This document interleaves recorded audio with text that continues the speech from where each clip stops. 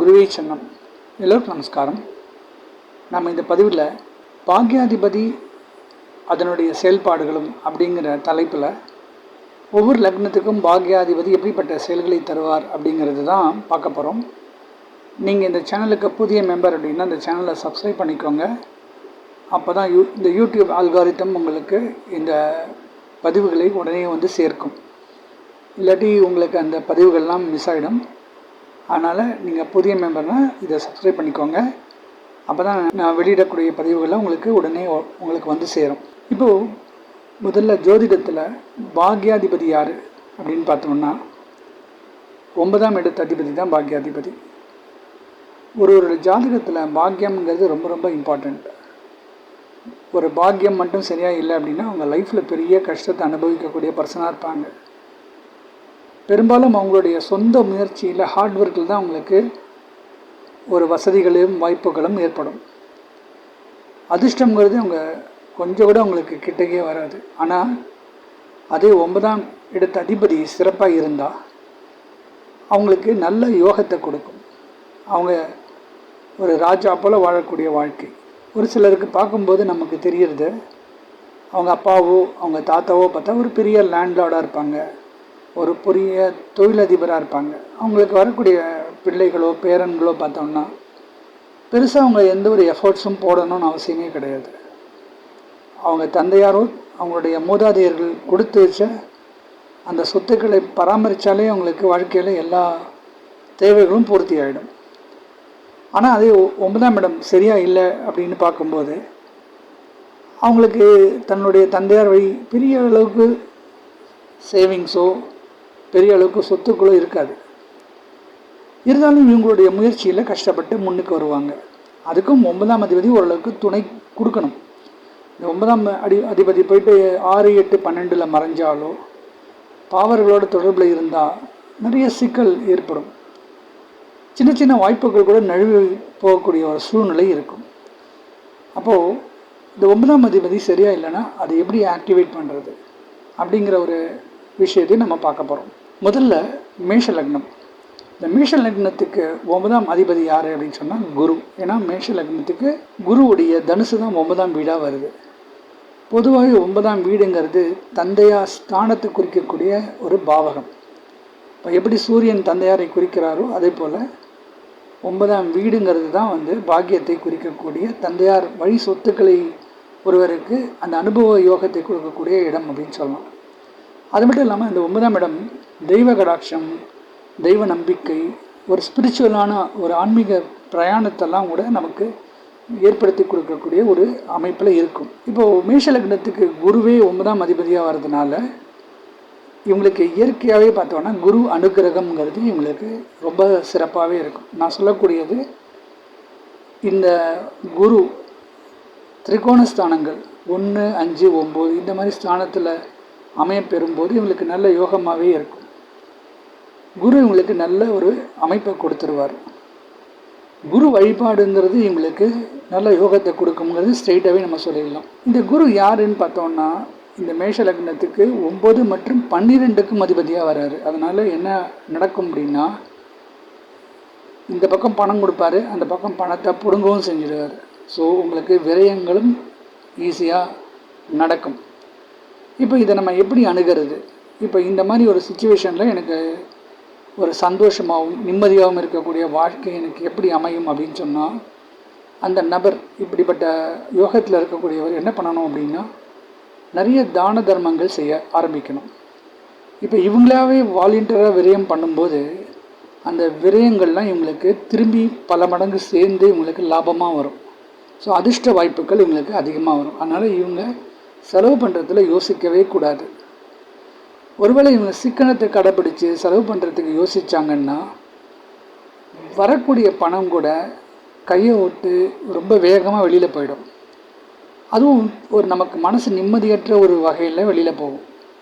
உதாரணத்துக்கு வீட்டிலேருந்து ஒரு கொல்லை போகிறது, பேங்க்கில் போடக்கூடிய அமௌண்ட் வந்து திவாலாகிறது, அதுபோல் ஒரு ஜுவல்ஸ் இருந்ததுன்னா தொலைஞ்சி போகிறது, இப்படிப்பட்ட சூழ்நிலையோ ஒரு சிலருக்கு உடல் ரீதியாக பிரச்சனை ஏற்பட்டு அதனால் டாக்டர்ஸ்க்கு போய் பல லட்சம் ரூபாய் நம்ம செலவு பண்ணக்கூடிய சூழ்நிலை. இப்படி கையை விட்டு பணம் ஏதோ ஒரு நெகட்டிவ் வகையில் வெளியில் போயிட்டே இருக்கும். ஆனால் உங்களுக்கு பணம் ஒரு பக்கம் போனாலும் ஏதோ ஒரு வகையில் அந்த பணத்தை காம்பன்சேட்டும் ஆகிடும். மெடிக்கல் ட்ரீட்மெண்ட் கொடுத்தாலுமே ஓரளவுக்கு பணம் வந்து இன்சூரன்ஸ் மூலிமா கிடைக்கும். ஸோ இவங்களுக்கு பேலன்ஸாக தான் இருக்கும். ஆனால் என்ன அப்படின்னா, பணம் வந்து இவங்களாவே தான தர்மம் பண்ணியிருந்தால் இந்த தேவையற்ற விரயங்கள் ஏற்படாது. ஆனால் இவங்களுக்கு ஒரு பக்கம் நன்மை, அதாவது நல்ல விஷயம் பண்ணதுக்கு உண்டான புண்ணியமும் கிடைக்கும், இவங்களுக்கு எதிர்பாராத அதிர்ஷ்டமும் கிடைக்கும். ஸோ இவங்களை பொறுத்த வரைக்கும் குரு வழிபாடு தான் இவங்களுக்கு அதிர்ஷ்டத்தை கொடுக்கக்கூடிய அமைப்பு. பெரும்பாலும் பார்த்தோன்னா இவங்களுக்கு தன்னுடைய குல தெய்வத்திலேயோ தன்னுடைய மூதாதையர்கள் வழிபட்ட ஏதாவது ஒரு குரு அவங்கள ஃபாலோ பண்ணலாம். இல்லைனா தட்சிணாமூர்த்தி, இல்லைனா இந்த பிருகஸ்பதின்னு சொல்லக்கூடிய வியாழன் கிரகங்களை வழிபடுறது. முருகப்பெருமான் கூட வழிபடலாம். ஏன்னா முருகரே பார்த்தீங்கன்னா ஒரு குருஸ்தானத்தில் இருக்கக்கூடியவர் தான். ஸோ இப்படி குருக்கு உண்டான வழிபாடு முறைகளை இவங்க கடைபிடிச்சு வந்தாங்கன்னா இவங்களுக்கு நல்ல அதிர்ஷ்டமும் கையில் வரக்கூடிய பணம் தங்கக்கூடிய சூழ்நிலையும் இருக்குது. இப்போ 2வது லக்னம் ரிஷப லக்னம். ரிஷப லக்னத்துக்கு யார் பாக்யாதிபதி அப்படின்னு பார்த்தா சனி. ஏன்னா மகரம் தான் இவங்களுக்கு 9ஆம் அதிபதி. இப்போ சனி பார்த்தோன்னா இவங்களுக்கு ராஜயோகாதிபதி. ஏன்னா 9 மற்றும் 10க்கு அதிபதியாக வரக்கூடியது தான் சனி. அப்போது ரிஷப லக்னத்துக்கு சனி ஒரு பாக்யாதிபதினே சொல்லலாம். தர்ம கர்மாதி யோகத்தை தரக்கூடியவருமே இந்த சனி தான். இப்போ சனி வந்து மகரத்தில் ஆட்சியாகவும் கும்பத்துலேயும் ஆட்சியாகவும் மூல திரிகோணஸ்தானத்துலேயும் இருப்பார். இப்போ இவங்களுக்கு எப்படி பணம் வரும்? 9ஆம் இடம்னா பாக்கியத்தை கொடுக்கணும். இவங்களுக்கு எப்படி பணம் வரும் அப்படின்னு சொன்னால், தொழில் மூலியமாக இவங்களுக்கு பணம் வரும். இப்போ பெரும்பாலானவருடைய வாழ்க்கை எப்படி இருக்கும்னா, தன்னுடைய அப்பாவோ தன்னுடைய தாத்தாவோ செஞ்சுட்டு வந்த பிஸ்னஸை எடுத்து இவங்க பண்ணுவாங்க. ஸோ குலத்தொழில் மூலமாக இவங்களுக்கு பிஸ்னஸ், தன்னுடைய தந்தையாரோ தாத்தாவோ செய்யக்கூடிய ஒரு பிஸ்னஸை எடுத்து பண்ணக்கூடிய ஒரு அமைப்பெல்லாம் இவங்களுக்கு இருக்கும். அதுபோல் பெண்களும் பார்த்தோன்னா வேலைக்கு போயிட்டு அது மூலியமாக அதிர்ஷ்டம் இவங்களுக்கு ஏற்படும் அப்படின்னு சொல்லலாம். அப்போ பெண்கள் வந்து தன்னுடைய தந்தையாரோ இல்லைன்னா தன்னுடைய கணவன் வழி பிஸ்னஸில் அவங்க ஹெல்ப் பண்ணுறது அவங்களுக்கு நல்ல யோகத்தை கொடுக்கும். அப்போ ஒருவர் ரிஷப லக்னமாக இருந்து இப்போ சனி 9ஆம் இடத்துலையோ 10ஆம் இடத்துலையோ இருந்தால் அவங்களுக்கு நல்ல அதிர்ஷ்டத்தை கொடுக்கும். ஆனால் இந்த சனி குறைஞ்சபட்சம் சுபத்துவமாக இருக்கணும். ஏன்னா இந்த சனியோட குருவோடைய பார்வையோ சுக்கிரனுடைய தொடர்பு, வளர்பிறை சந்திரன், இப்படி சுப தொடர்புகள் இருந்தால் அவங்களுக்கு கண்டிப்பாக அதிர்ஷ்டம் மேலோங்கி இருக்கும். ஒரு பாவத்து சனியாக இருந்தால் நெகட்டிவான பலன்கள் கொஞ்சம் அதிகமாக தான் இருக்கும். அதுக்குண்டான கெடுபலன்கள் இவங்க கண்டிப்பாக அவங்க சந்திக்கக்கூடிய சூழல் இருக்கும். இப்போ வேலையிலேயே பார்த்தா கடுமையாக வேலை பண்ணுவாங்க, ஆனால் பெரிய அளவுக்கு போக மாட்டாங்க, ரொம்ப ஹார்ட் ஒர்க்கிங் பர்சனாக இருப்பாங்க. ஆனால் அதே சுபத்துவ சனியாக இருந்தாலும் அந்த காரகம் வந்து அவங்களுக்கு நல்ல சிறப்பான யோகத்தை கொடுத்துரும்.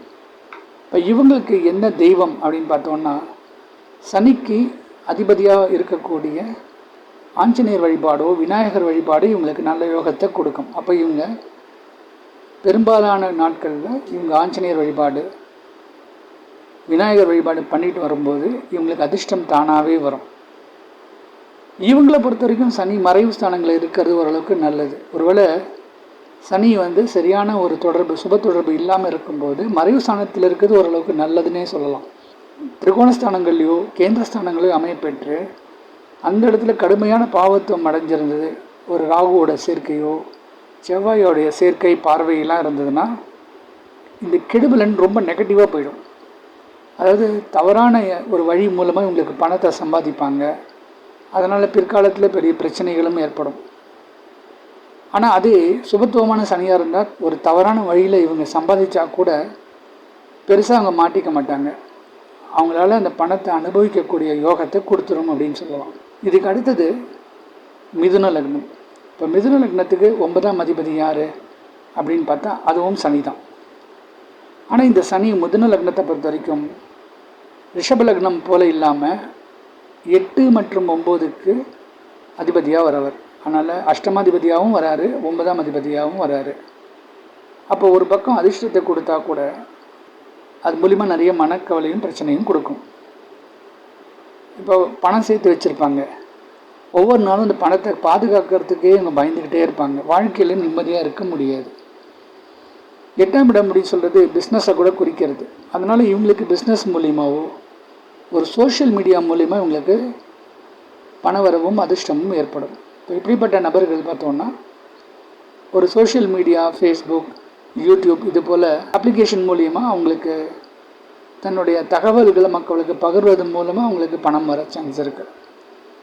அதுபோல் ஒரு சில பிஸ்னஸ் மூலிமா இவங்களுக்கு பணம் வரதுக்கான சான்சஸ் அதிகமாக இருக்குது அப்படின்னு சொல்லலாம். இவங்களுக்கும் பார்த்தோன்னா இந்த 9ஆம் இடத்துக்கு அதிபதியாக வரக்கூடிய சனிக்கு இவங்க வழிபாடு பண்ணணும் அப்படின்னா ஆஞ்சநேயர் வழிபாடு மற்றும் விநாயகர் வழிபாடு இவங்களுக்கு கண்டிப்பாக நன்மை சேர்க்கும் அப்படின்னே சொல்லலாம். அப்போ இவங்களுமே கூடுமான வரைக்கும் ஒரு சனிக்கிழமையான ஆஞ்சநேயர் வழிபாடு பண்ணிட்டு வருது இவங்களுக்கு அதிர்ஷ்டத்தை ஓரளவுக்கு தக்க வச்சுக்க முடியும். இவங்களுக்கும் சனி சுபத்துவமாக இருக்கணும். ஒருவேளை அந்த சனி பாவத்துவமாக இருந்ததுன்னா தேவையற்ற விரயங்களும் அடிக்கடி பிரச்சனைகள், தண்டனைகள்லாம் அனுபவிக்கக்கூடிய சூழல் இருக்கும். இதுக்கு அடுத்தது கடக லக்னம். இப்போ கடக லக்னத்துக்கு குருவே இவங்களுக்கு பாக்யாதிபதி, 9ஆம் இடத்துக்கு அதிபதியாக வரவர். அதே குரு 6ஆம் இடத்துக்கும் அதிபதியாக வர்றதுனால இவங்களுக்கு கடன் மூலமாகவே இவங்களுக்கு லாபம் கிடைக்கும். இப்போது ஒரு சில பேர் பார்த்தோன்னா கடன் வாங்குவாங்க, கடனை கட்ட முடியாது, கொஞ்ச நாள் கழித்து பார்க்கும்போது அந்த கடனை ரத்து பண்ணிவிடுவாங்க. அதுபோல் இவங்க யாருக்கிட்ட கடன் கொடுத்து அது மூலிமா சம்பாதிப்பாங்க. வட்டிக்கு பணம் விட்டு சம்பாதிக்கக்கூடிய ஒரு யோகம்லாம் இருக்கும். அது மூலிமா அதிர்ஷ்டம் வரும். அதுபோல் எதிரிகளை மூலிமா இவங்களுடைய பாப்புலாரிட்டி முன்னுக்கு வரதுக்கு சான்ஸ் இருக்குது. இவங்களுக்கு யாரும் எதிரிகளே இல்லைன்னா இவங்க எப்படி இருக்காங்க அப்படிங்கிறது வெளியில் தெரியாது, ரொம்ப சைலண்ட்டாக இருப்பாங்க. ஆனால் இவங்களுக்கு தேவையில்லாமல் இவங்களுக்கு எதிரிகள் போய் அவங்கள ஒரு பாப்புலரான பர்சனாக மாற்றுறதுக்கான சூழ்நிலை இருக்கும். சாது மிரண்டால் காடு கொள்ளாதுன்னு சொல்கிறா போல் சாதுவாக இருக்கவங்கள கூட அச்சீவ் பண்ண வைக்கும் அப்படின்னு சொல்லலாம். அப்போ அந்த குரு மட்டும் நல்ல ஸ்ட்ராங்காக இருந்தார், நல்ல ஒரு பொசிஷனில் கேந்திர ஸ்தானங்களெல்லாம் இருந்தார் அப்படின்னா இவங்க திடீர்னு ஒரு பெரிய ஆளாக வர்றதுக்கான சான்சஸ் இருக்குது. ரொம்ப பயப்படுவாங்க, வெளியில் ஒரு விஷயத்த சொல்கிறதுக்கு கூட யோசிப்பாங்க. ஆனால் அவங்க ஒரு சூழ்நிலையில் அவங்க இறங்கிட்டாங்க அப்படின்னா அவங்க ஜெயிச்சு காட்டிடுவாங்க. ஸோ எதிரிகளை ஜெயிக்கக்கூடிய வல்லமை, அதுபோல் ஒரு பிஸ்னஸில் நல்ல முன்னேற்றம், இப்படிலாம் உங்களுக்கு எதிர்பாராத அதிர்ஷ்டம் கிடைக்கும். இவங்களுக்கு பார்த்தோன்னா குருவே 9ஆம் அதிபதியாக வர்றதுனால குரு வழிபாடுங்கிறது இவங்களுக்கு நல்ல யோகத்தை கொடுக்கும். தட்சிணாமூர்த்தி வழிபாடு, நவகிரகத்தில் இருக்கக்கூடிய குரு பகவானோட வழிபாடு பண்ணுறது, இதெல்லாம் இவங்களுக்கு சிறப்பான யோகத்தை கொடுக்கும் அப்படின்னு சொல்லலாம். இதுக்கு அடுத்தது பார்த்தோன்னா 5வது லக்னம் சிம்ம லக்னம். சிம்ம லக்னத்துக்கு 9ஆம் அதிபதியாக வரவர் செவ்வாய். இவரே 4ஆம் இடத்துக்கும் அதிபதியாக வர்றாரு. அப்போது பாக்யாதிபதினு சொல்லக்கூடிய செவ்வாயே 4ஆம் இடத்துக்கும் அதிபதியாக வர்றதுனால அம்மா அப்பா மேலே இவங்களுக்கு அதிகமான பாசம் இருக்கும். அதுபோல் இவங்களை பொறுத்த வரைக்கும் தன்னுடைய அப்பா அம்மா மூலியமாக தான் நல்ல அனுகூலம் இவங்களுக்கு எப்படியுமே ஏற்படும். ஸோ இவங்க அவங்களுடைய பேரண்ட்ஸை எந்தளவுக்கு நல்லா பார்த்துக்கிறாங்களோ அதுக்கு உண்டான பலன் இவங்களுக்கு கண்டிப்பாக கிடைக்கும். 9 மற்றும் 4 தந்தையார் மற்றும் தாயார் ஸ்தானங்களை குறிக்கக்கூடிய இடம். அப்போ இவங்க தன்னுடைய வாழ்நாளில் பெற்றோர்களுக்கு செய்ய வேண்டிய எல்லா விஷயங்களும் கரெக்டாக செய்யணும். அதுதான் இவங்களுக்கு அதிர்ஷ்டத்தை கொடுக்கக்கூடிய அமைப்பு. இவங்களை பொறுத்த வரைக்கும் செவ்வாய் அப்படிங்கிறது தான் இவங்களுக்கு அதிர்ஷ்டத்தை கொடுக்கக்கூடிய ஒரு கிரகம், 9ஆம் அதிபதி. இந்த செவ்வாய் அப்படின்னு சொன்னால் நிலத்தை சம்மந்தப்பட்ட ஒரு விஷயத்தையும் குறிக்கிறது. அப்போ இவங்க ரியல் எஸ்டேட்டில் நல்ல ஒரு பாப்புலர் ஆகிறது. அதுவே சிம்ம லக்னமாக வர்றதுனால ஒரு இடத்துல ஆட்சியாக இருக்கிறது, ஸோ ஒரு லேண்டை கான்கர் பண்ணுறது, ஸோ ஒரு ஏரியாவில் குறைஞ்சபட்சம் ஒரு வில்லேஜ் ஆஃபீஸராக வருது, ஒரு கம்பெனியில் எடுத்தால் அங்கே பெரிய லெவலுக்கு மேனேஜராக போகிறது, ஒரு எம்டியாக போகிறது, இப்படிப்பட்ட ஒரு அமைப்பெல்லாம் இந்த செவ்வாய் நல்லா இருந்ததுன்னா இந்த செவ்வாயோட திசையோ அதோடைய புக்தி காலங்களை உங்களுக்கு கண்டிப்பாக ஏற்படுத்தும். இவங்க வழிபட வேண்டிய கடவுள் முருகப்பெருமான். இவங்க எந்த அளவுக்கு முருகரை வழிபடுறாங்களோ அந்தளவுக்கு இவங்களுக்கு அதிர்ஷ்டம் கண்டிப்பாக ஏற்படும் அப்படின்னு சொல்லலாம். இவங்களுக்கு தாயார் தந்தையார் மூலமாக அனுகூலம் இருக்கும். அவங்க மூலிமா இவங்களுக்கு சொத்துக்கள் ஏற்பட சான்ஸ் இருக்குது. அதுபோல் இவங்க அவங்களுடைய காலத்துக்கு அப்புறமா கூட அவங்களுக்கு பண்ண வேண்டிய அந்த கடமைகளை இவங்க கரெக்டாக பண்ணிட்டு வந்தாங்கன்னா அவங்களுக்கு அதுக்கு உண்டான பலன் நிச்சயமாகவே ஏற்படும். இதுக்கு அடுத்தது 6வது லக்னம் கன்னி லக்னம். இந்த கன்னி லக்னத்துக்கு பாக்யாதிபதினு சொல்லக்கூடியவர் சுக்கிரன், ரிஷபத்துக்கு அதிபதியாக வருவார். அதே சுக்கிரன் 2ஆம் இடத்துக்கும் அதிபதியாக வர்றார். அதனால் இந்த 2ஆம் இடம் அப்படின்னா பேச்சு சாமர்த்தியம். ஸோ இவங்க அதிர்ஷ்டமே இவங்களோட பேச்சு சாமர்த்தியத்தாலே இவங்களுக்கு வந்துடும்.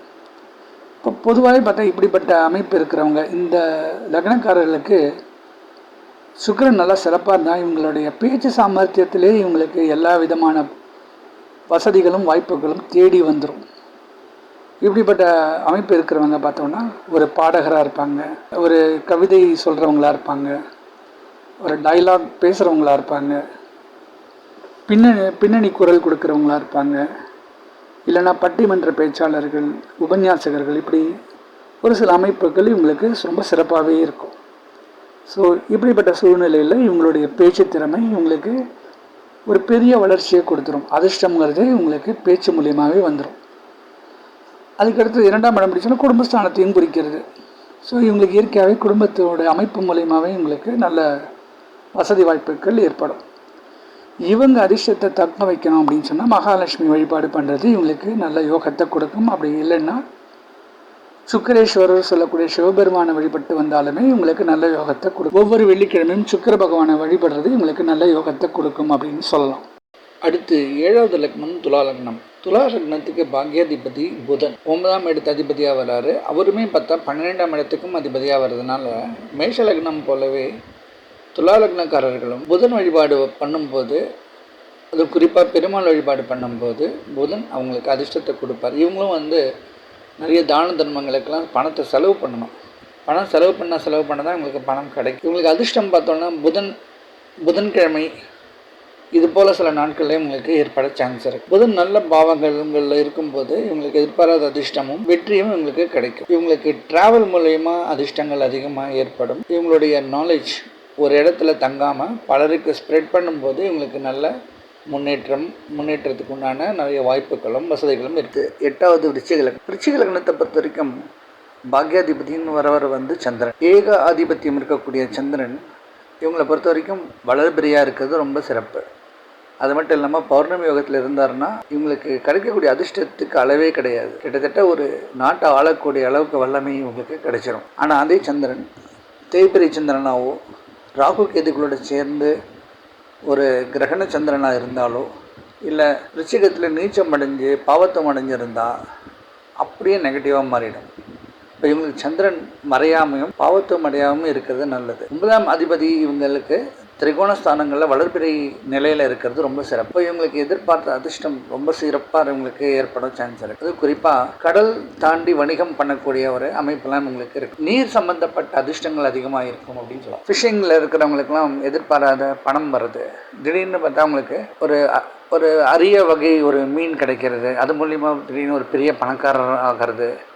அதுபோல் ஒரு கப்பல் இவங்களுக்கு தயார் பண்ணக்கூடிய இடத்துல வேலை கிடைக்கிறது, சொந்தமாக கப்பல் வாங்கிறது, அதன் மூலிமா வாணிகம் பெறுகிறது, இப்படிலாம் நிறைய சிறப்பான யோகம் இவங்களுக்கு அமைய சான்ஸ் இருக்கும். இவங்களுக்கு ட்ராவல் மூலிமா அதிர்ஷ்டம் ஏற்படும். இவங்க வழிபட வேண்டிய தெய்வம் சந்திரனுக்கு அதிபதி அப்படின்னு சொல்லக்கூடிய சிவபெருமான திங்கட்கிழமை தோறும் வழிபட்டு வரும்போது இவங்களுக்கு நல்ல பாக்கியமும் நல்ல அனுகூலமும் ஏற்பட சான்ஸ் இருக்குது. இதுக்கு அடுத்தது 9ஆம் லக்னம் தனு லக்னம். இந்த தனு லக்னத்தை பொறுத்த வரைக்கும் சூரியன் தான் 9ஆம் அதிபதி. இவரும் ஏக ஆதிபத்தியம் இருக்கக்கூடியவர். சூரியன் இவங்களுக்கு நல்ல சிறப்பான யோகத்தை கொடுப்பார். ஆட்சி போன்ற ஒரு நல்ல பொசிஷன் கொடுக்கறதுக்கு சான்ஸ் இருக்குது.